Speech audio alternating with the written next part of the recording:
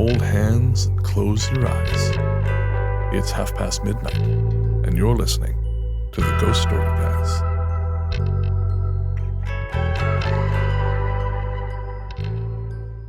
Hello and welcome to LukeLore, a companion piece to the Ghost Story Guys where I'm supposed to share folklore tying into the main episodes, yet I'm increasingly going off the rails, sending myself crashing out into the overgrowth of myth and legend just off the beaten path.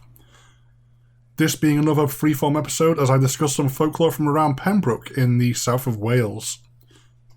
I'm going to be a little bit more performative than usual today for me, as I'm playing with some books I picked up.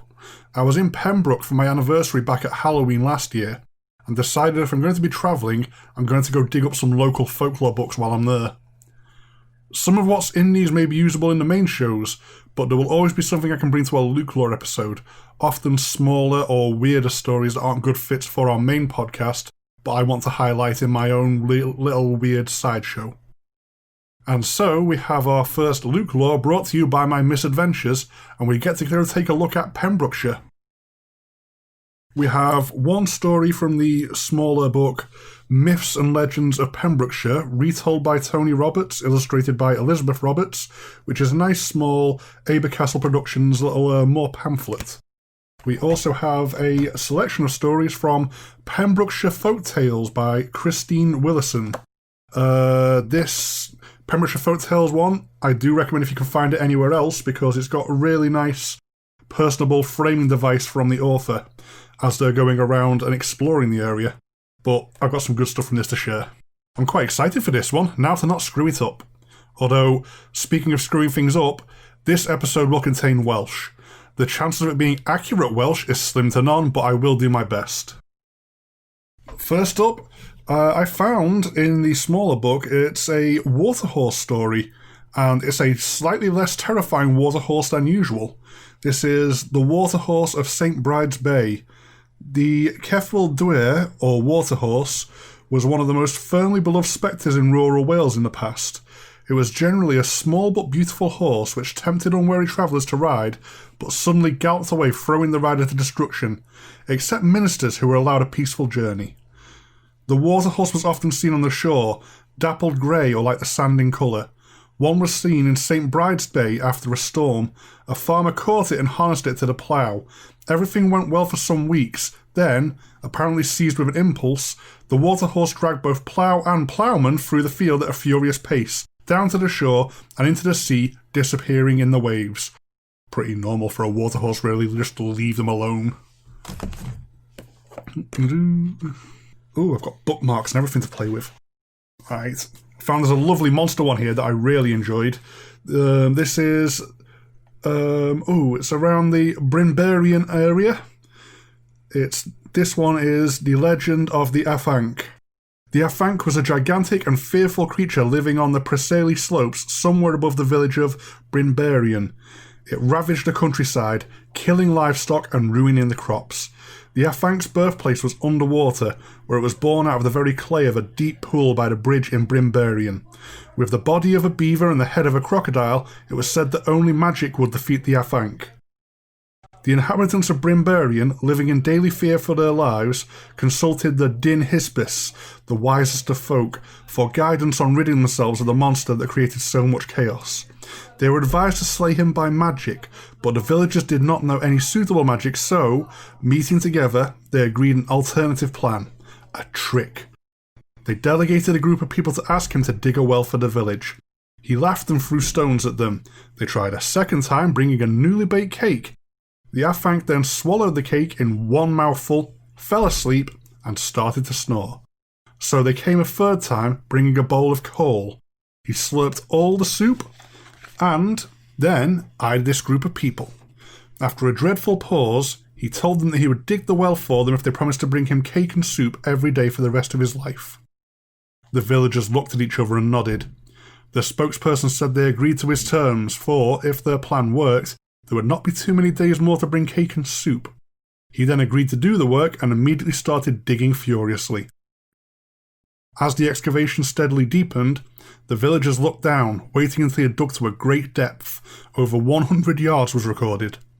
They then tipped huge white stones into the hole, intending to crush him to death. Well satisfied, they all went home and back to bed. But next morning they found the Afanc still digging. He said that there had been a rather heavy snowstorm on the previous day. They tried many other tricks, but all of them failed.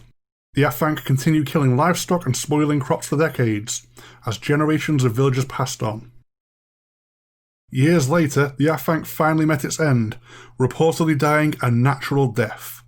The Afanc was buried on the hillside outside Brimberian. His tomb is a cairn of stones, you can see it for yourself. Follow any map to Bed Ir Afanc out on the Preserley Moors. Now, I kind of want to go look for that. I might well do that. I also like that one just because it mentions coal, which is a nice local soup that I enjoyed quite a lot when I was down there. Next bookmark. Right. This story is called Cabin Boy. And it's from the Milford Haven area with a Welsh name I'm not even going to try and attempt. Once there was a sailor called Tom, little more than a lad. He had left home at 13 to make way for his brothers and sisters and to earn some money for his poor widowed mother. He had managed to get a job as a cabin boy aboard a ship. The captain was a strict man, but mostly fair. By the time he was 14, the boy had visited many places, sailed many seas, learned how to dodge the anger of his fellow sailors, and how to be useful on board ship. He rarely suffered the sickness that laid low many a rough, tough, hairy seaman, which enabled him to curry favour with the first mate. He liked nothing better than to listen to the yarns of the older men as they sat below deck in the evening, lighting their pipes and drinking rum. It seemed that the Pembrokeshire coast had always been a busy seafaring place, with many inlets and islands, and a retired sea dog in every cove.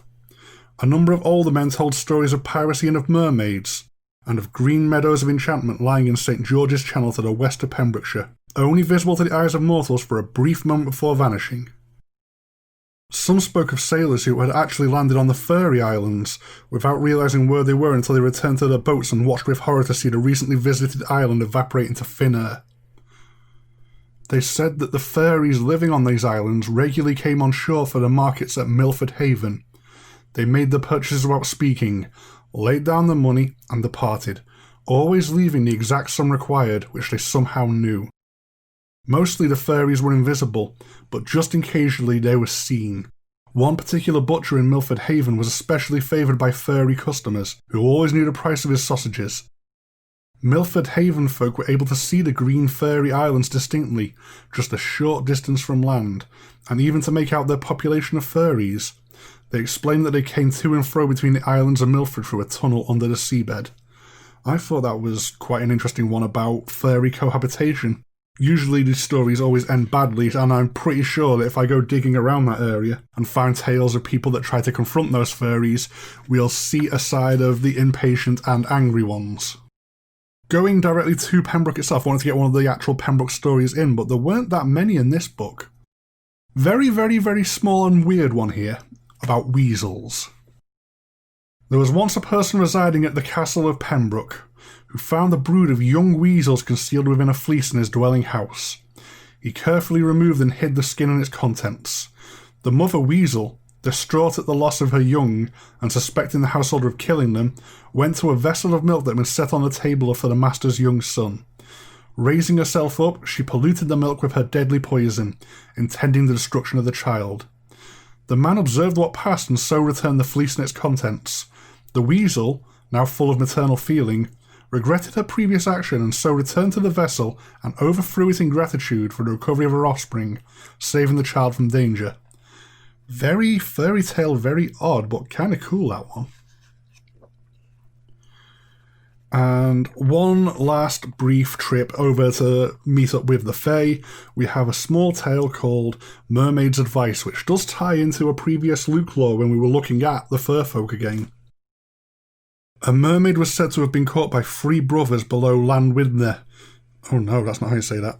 Below Lowinder, near the spot where the French made their landing many years later. They carried her to their home and kept her locked away in a secure place for some time. She begged to be allowed to return to the brine land, and said if they returned her, she would give them 3 valuable pieces of advice. The truth was that her constant wailing disturbed the sleep of every member of the household. She was of no use to them, and other members of the family insisted that she was returned. As they carried her towards the sea, she gave the people of the house 3 pieces of advice. Skim the surface of the potage before adding sweet milk to it. It'll be whiter and sweeter, and less of it will do. Take your coins and turn them every time there is a full moon, preferably in the light of the moon. Save some of your cider to pour on the apple tree soon after Hen Galan. I am told that this family follows the 3 advices to this day. And there we have it. It's just a nice quick one, that. I might well come back to this one later, because I do have more cool stuff to share. Let me know what you thought of this episode. There's loads of small circulation books you can pretty much only pick up at tourist information centres and local businesses, especially in the UK. Grabbing some of my travels feels like a fun way to explore new topics and just share these stories that otherwise are very hard to get hold of. I may be, like I've already said, I may tap the Pembroke books again later for another LukeLore. There's loads more on this, and I did quite enjoy going down to Pembroke. It'll be interesting to see if Brennan picks up any of the stories I pull out of them for a full GSG podcast.